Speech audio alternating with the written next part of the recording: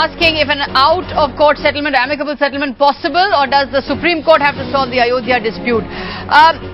Mr. Hasi, let me just ask you, on the Hindu side, a number of jurists have said that, one of the lacuna of the Allahabad High Court judgment is there was no mention made of the demolition of the Babri Masjid, and the fact that, even in 1994, the Supreme Court itself had said that this was an act of national shame. Would the Hindu sentiment be okay with admitting that this was an act of national shame, the demolition of the Babri Masjid? One mistake cannot be corrected by another mistake.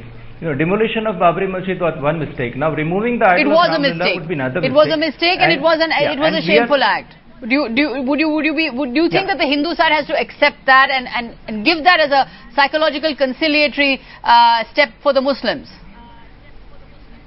No, I would say that whatever has happened in the past, now we talk about the solution, because we are playing with the sentiments of millions of people. And what do we need in this country? We want more peace and prosperity, and that is why we are all here.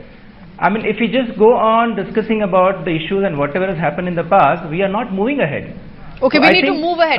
But let me put it to you. Right. Let me put it to you.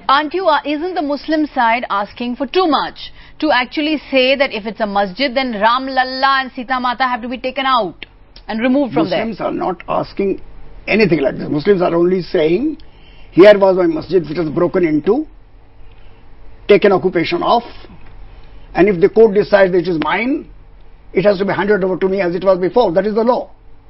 Now, what I do with this, masjid does not exist physically now. Only the site exists. What do I do with the site? You can ask me. I will answer, I don't know. I will decide that I will cross a bridge only when I come to it.